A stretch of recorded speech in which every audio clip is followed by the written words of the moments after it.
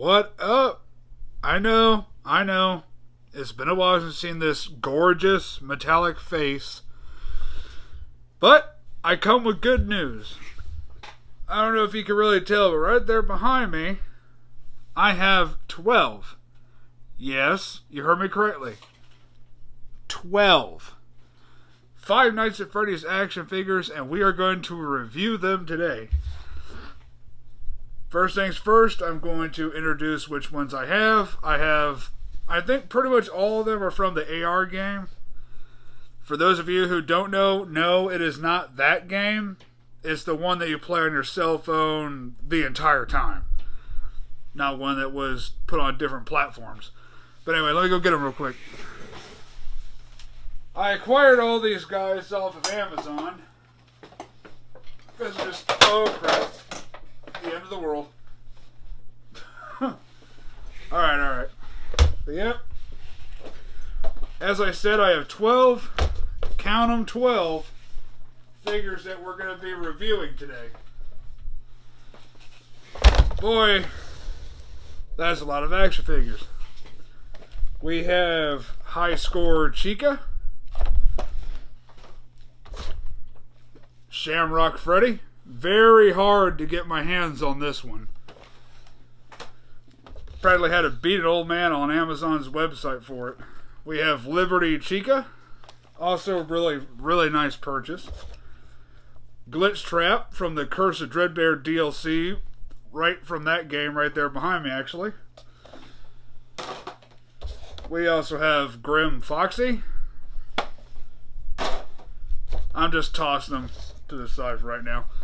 We also have DreadBear. And we have Jacko Bonnie. Then we have Livewire Freddy. Actually, he was the last one I needed to make this video happen. So thank you to my uncle for managing to find him at Walmart today. Just in time for me to go and pick him up. Then after that we have System Error Bonnie. We have Radioactive Foxy, the Toxic Springtrap, and VR Freddy. Okay, little quick of a disclaimer, I will be right back. I'm going to individually open each of these characters so you don't have to worry about that process. So I will see you guys as soon as they are all opened and we will get to reviewing these figures. Alrighty, that was a pain in the ass and a half. But I finally got all 12 figures open. And I think, why not start with number one? And number one on the list is Livewire Freddy. Excuse me. Livewire Freddy is part of the Five Nights at Freddy's Special Delivery AR game. He's looking like he's made out of pixels or like just chunks of metal. Obviously he's been corrupted by, I guess, the eyes. I'm not really familiar with the game itself or what's happening to him. But what I can say that I deeply appreciate though is that this is obviously Toy Freddy. And it's getting me really hyped because I'm hoping that we get to see this chubby little dude in his original Five Nights at Freddy's 2 paint scheme soon to be in one of these figures. He comes with his ever so trusty microphone, painted and sculpted to be just like how he looks. And he's just got the pearl white eyes, and he needs a good dental plan. Other than that, really good figure. And I don't know if you can see my finger wiggling behind it, but his body is completely transparent. You can damn near see clean through him. You can see my finger waving around back there.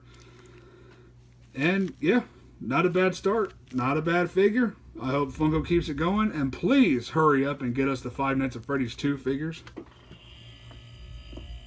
Next up on the list, we're going to DreadBear's Fall Festival.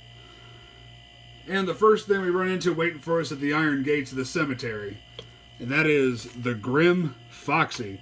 Now, Grim Foxy is actually a very cool, interestingly new design for Foxy. We never got a Jacko Foxy, and thankfully he's basically just a redesign of the Nightmare Foxy, just with a few alternative changes. Like his torso is more hollowed out. He's got these strange black talon-like things sticking out of both shoulders. There's 4, 2 on each end. His hook is replaced by a sickle. And he has an eye patch. The Nightmare Foxy did not have an eye patch. But other than that, the rest of his body just seems to be just all repaints and reused molds of his Nightmare Foxy counterpart. Which makes sense. I mean, it is just Nightmare Foxy in the jack-o'-lantern form. The head, not so much translucent, but the torso, you can almost see where the fingers line up behind it and stuff like that. So he has a little bit of translucency, which is pretty cool. Moving on from him, we're going back to the land of the AR game, the special delivery, with the second and final Freddy that I have to show off, which is the purple, pink, and yellow colored VR Freddy. And I am always dropping his microphone. I swear I cannot hold on to shit for days. It's also been raining down here, and I have really bad arthritis, so when it comes to holding stuff, it really sucks. But this Freddy, he's kind of made with the same molding technique as the other Freddy, where he has like these weird symbols and lines and dots all over his body. The only thing different, obviously, is this VR headset that he's wearing. And the strap goes all the way around his head. He's painted purple with a little white-yellow line going across. I guess that's how he sees you through the visor. I have no idea. And just 4 little pink dots for the dots on his snout. Again, this Freddy also comes with his own microphone and is painted and molded to match him in his entirety. And, yeah, he's just made out of that nice purplish color. And as stated before, I just cannot wait to see these things hopefully get made into actual Five Nights at Freddy's 2 figures. Because, hey, Funko has missed a few games. Let's hope they finally get to it, you know what I mean? Alrighty, enough yelling at companies who don't know I exist. And we're going to stick around in the AR universe. And we're going to meet the fastest man on his feet, Radioactive Foxy. Now, Radioactive Foxy, there's not really much to explain about him. And other than the 2 obvious looks, he is just a reused Foxy model from the first wave of figures. The only notable difference is his new hook. The hook does spin on its own all the way around. If it comes off, I'm not attempting it. I also like how it is a really, really futuristically cool looking redesign of the hook, as well as giving him the double hook, which I think is a really cool and interesting thing. I like how he looks angry now, and I love how his ears are hollow. You can see right through the ears, and you can see through some parts of the torso. And thankfully the black pieces kind of make it look like he has an endoskeleton that is clearly visible on the inside. So that gives a little more of an authentic look compared to the game that showed you pretty much every part on the inside as well. Not a bad figure. Nothing much else I can really say about it because everyone knows what the first wave of these robots looked like. And except, like I said, except for those like 2-3 different changes, pretty much the same mold all the way through and through. Next up, we are going back to, because someone said they had some help they wanted. And we have Glitch Trap. Now, I decided I was going to pose him in his little waving pose. So I figured that's how we always saw him in the games until he got really up close and personal with us. Kind of like getting stuck in our own little headspace there. Yeah, exactly. When it comes to his design, I don't really much care for the animatronic style joints they went with, but I got used to it after the whole Vanny situation. If you guys saw my security breach figure review, it was pretty much the same way. They put the joints on her as well. It works for like posability standards, but it's supposed to be a human in a suit. So that's where the sense kind of loses itself to me. But I love the mold on his head, the purple eyes that are kind of they look like they're looking in two different directions, but they really aren't. The whiskers could have been painted a little bit better. Other than that, they are fine. I love the molding on the ears. I love the stitches holding the tan to the gold. The jacket or the vest that he's wearing is really nicely done, but I wish they kind of colored in the stars a little bit darker just so that we could see them, because I don't even know if my camera is picking this up. I mean, my camera's pretty old. But he's got two little buttons on his chest. He's got stitching that goes down his midsection. Some that goes down the middle of his back, I guess where maybe a zipper might be located to hop into this suit. Got a cute little bunny tail on his butt. On the inner thigh and calf, he's got stitching that goes all the way down on both sides. All coming down to 2, 3-toed feet. So at the end of the day, wave goodbye for the last time. You're never coming back. That was Glitch Trap. Alrighty. We're sticking around at the Fall Festival, and it's time to say hello to Jacko Bonnie.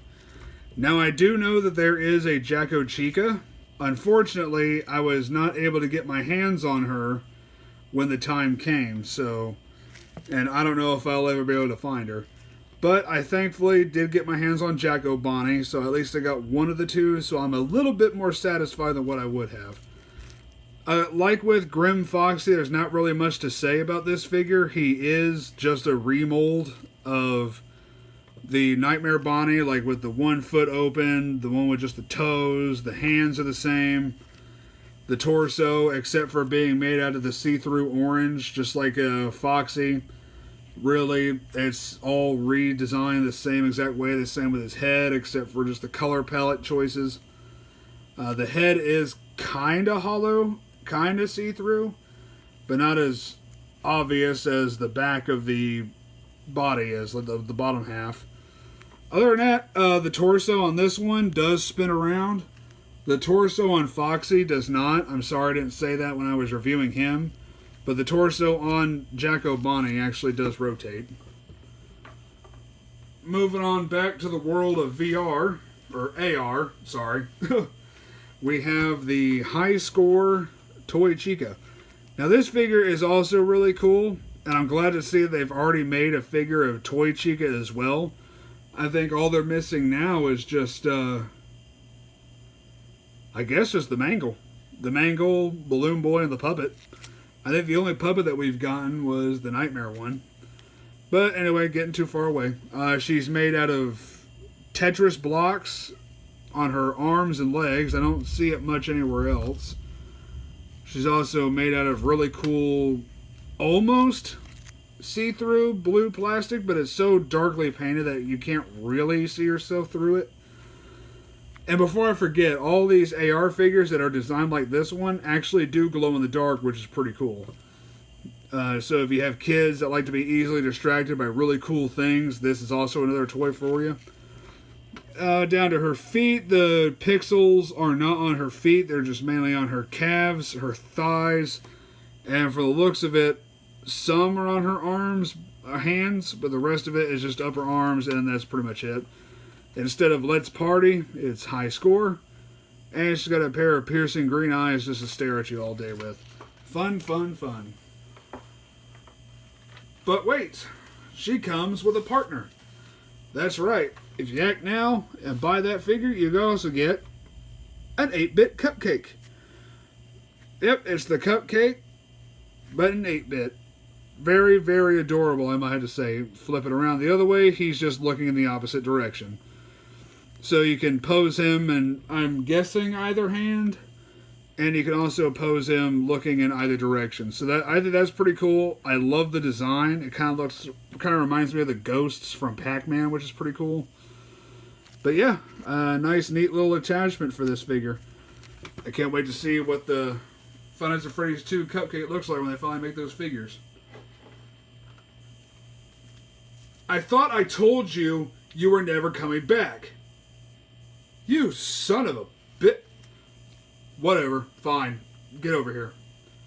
Alrighty, guys. This is the We are now, once we review him, we are 4 robots away from being done with this review. It has flown by, didn't it?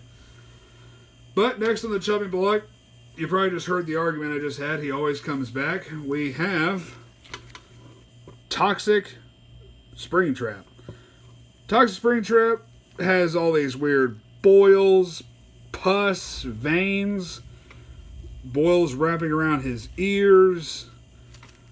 I do believe that the head is mildly a different mold. At least the bottom jaw looks a little bit different. But really the hands are what changed. I remember the first wave, the fingers were pretty much just laying flat at his sides, very stagnant. So it is pretty cool to actually see some movement in these fingers.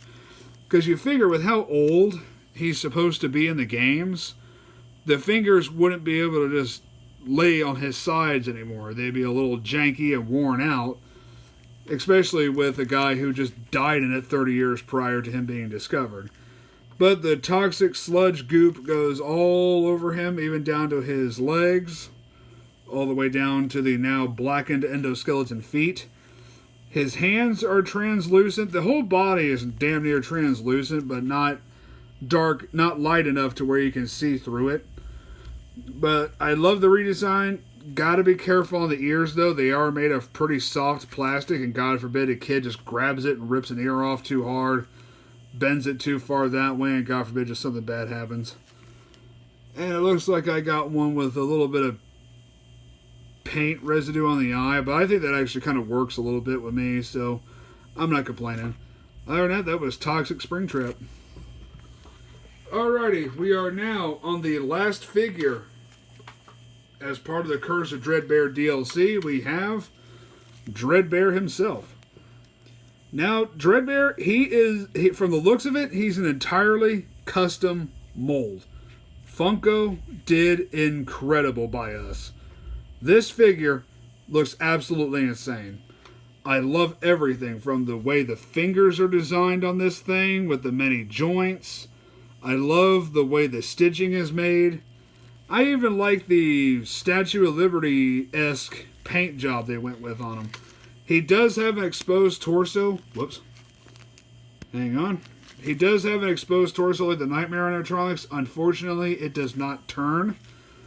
But the head does, as with every one of these figures. He can look somewhat up, he can look down, and then mildly left to right. But he has a little bit of a shoulder hitch here, so you gotta be careful. Here's the other hand. There is no stitching, but just like I said, really nice. Really nice, almost looks like they're able to be articulated fingers. Comes with a top hat with a stitch line on it. His ears are also like that, stitching all the way around his torso. He's even got some stitching on the legs, on his leg, as well as really nice bulky feet, just to give the representation of Frankenstein. He's also got neck bolts that also act as bolts just to keep his lower jaw on. I love the giant teeth, the gash going through his snout. It's an incredible piece. I highly recommend buying this if you are a fan of Five Nights at Freddy's. And with that, we are down to the final 3 figures. First of 3, we have System Error Toy Bonnie. And my, oh my, this guy looks like he was really difficult to make. From the looks of it, they made him entirely out of just a whole bunch of half circle pieces and then just built him from the toes all the way up to his ears. Because my God, he is so rough. He's really rough to feel. It's almost, when you go up and down on his arm, for example, you go side to side, up and down, it feels like, I would have to say like the side of a cell phone case. I mean, it's really weird. I love how he has the casual, I don't give a shit look on his face. I like the yellow in the mouth, the yellow for the eyes, and a splash of different color on there, a white for his nose and eyebrows. About a brownish, dark brown, almost black look for the interior of the ears and the chest. His stomach does say System Error. And if you go back here, he has a tiny little rabbit ball sticking out of his butt. The feet, they're also made out of the same line work. This figure's transparency, I mean, it's moderately there. You can see it in the fingers, how they lighten and darken as I move my hand. But everywhere else, the plastic is thicker. The plastic is thicker in most areas, and just by the way he's colored, it's going to be hard to see it. But he also glows in the dark as well. But that, unfortunately, was the end of the glow-in-the-dark figures. Now we have the 2 Walmart exclusives. First up, and this is also the first to last, we have Shamrock Freddy. Now, for most people who do know me, they know that I am half Irish. We are Irish-American, me and my family. So, when they finally made this into a figure, I was all kinds of ecstatic. But damn it, am I not mad at Freddy Fazbear's Pizza? Or Fazbear Entertainment? They couldn't really just dye his skin. They had to cheaply paint him green. Look at this. After one performance, most of the green paint's gone. Obviously, that was a joke. But he comes with a golden microphone. He wears a gold bead necklace all the way around. He's got some slight damage. A few dents and scratches all throughout his body. Not sure what happened to him. He's also got a shamrock hat with a belt. It is also painted a really nice green color. And there's not really much else to say about this figure because he is just a remold of the first Freddy from the first wave of action figures. Just, like I said, cheaply painted green and has a few highlights on that really bring out the St. Patty's Day vibes. And I gotta admit, I'm not offended at all by this. I freaking love this design. I hope they keep up with these AR figures. I'm still looking forward to them making the Clown Trap. I know most people don't think that Clown Trap is all that great of a figure or a character, but I freaking love it. Alrighty, we are down to the last figure in the lineup. Not sure how tall she is, but she is one heavy piece of machinery, and she hails all the way from France as a gift to the United States. And we have the Liberty Chica. Liberty Chica's head is just a reused mold of the original Wave 1 Chica. So are the hands and the lower part of the arms. The upper part is custom. As you can see, she has no legs. It's just all of Funko's information. Scott Cawthon's name and the year she was built. The torso obviously is completely custom. Her head does have some mild articulation, but I don't recommend it because I don't know how much paint chips on these things. But if we turn her around, she's got like a weird dark spot back here. Pretty much the whole body is represented by the Statue of Liberty. Her head feathers, I think is really funny that they just stuck them back there. But they are hidden by the crown very well. Other than that, like I said, her lower arm and hand molds are the exact same as the first wave Chica. Besides the crown on her head, the face is the same mold as the previous. And the only thing that's incredible is she's the easiest to pose figure out there. Really, all you gotta do is Cupcake in this hand, and then have her hold the plaque kind of sideways onto her torso with the other. To me, that's pretty freaking easy. Speaking of torch and plaque, she comes with 2 accessories. We'll look at the first one first. She comes with the Statue of Liberty's torch, which has been replaced by, if my camera will focus today. Oh, come on.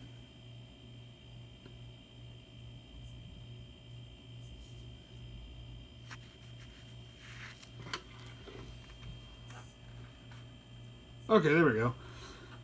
Yep, it's basically the same mold as the Cupcake from the first wave, except painted to match Chica's Liberty colors. And then a nice touch on my behalf, I love the translucent fire. The translucent fire actually looks pretty damn good on this mold. Now there's a few things wrong, like you can see where the glue was not properly taken off on both sides. But it's like, hey, if you're looking at these figures that closely, you're liable to get slapped in the head by me, because it's like, stop being such a picky bitch. But at the end of the day, I really do like the whole concept of making this the torch. I think that's freaking hilarious. Really nice centerpiece. And then the plaque itself.